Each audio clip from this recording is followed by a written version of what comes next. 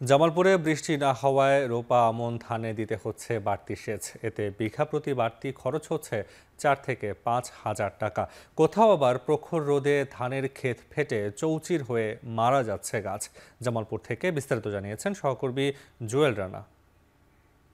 দেখুন, ভাদ্র মাস চলছে, প্রখর রোদ এই মুহূর্তে।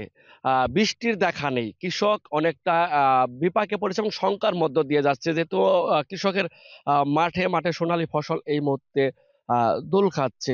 ভাদ্র মাসের প্রখর রোদের কারণে বৃষ্টির দেখা নেই। এতে করে কৃষক বাড়তি জমিতে সেচ দিতে হচ্ছে। এতে করে কৃষকের 4 থেকে 5 হাজার টাকা বেশি গুনতে হচ্ছে বিঘা প্রতি। অর্থাৎ কৃষকের ১ বিঘা জমি রূপা আমন ধান চাষ করতে খরচ হচ্ছে ৮ থেকে ৯ হাজার টাকা। সেখানে আরো ৪ থেকে ৫ হাজার টাকা যোগ করলে কৃষকের এই মুহূর্তে ১ বিঘা রূপা আমন ধান চাষ করতে খরচ হচ্ছে ৮ থেকে ১২-১৩ হাজার টাকা পর্যন্ত। এতে করে কৃষকের বাড়তি খরচ দিতে হচ্ছে। ব্যাপক লোডশেডিং হচ্ছে। এতে করে তারা পর্যাপ্ত পানি জমিতে সেচ দিতে পারছে না। এতে করে কৃষকের ধান গাছ মরে যাচ্ছে। পাশাপাশি এই প্রখর রোদের কারণে বিভিন্ন ধরনের রোগবালাই, পোকামাকড় এই রূপা আমন ধানে আক্রমণ হচ্ছে। সব মিলিয়ে বলা চলে বৃষ্টি হলে কিছুটা তাদের খরচ কমবে, পাশাপাশি ফসলটাও ভালো হবে বলে কৃষকরা আমাকে জানিয়েছে। এই ছিল জামালপুর থেকে রূপা আমন ধান চাষের সর্বশেষ খবরাখবর।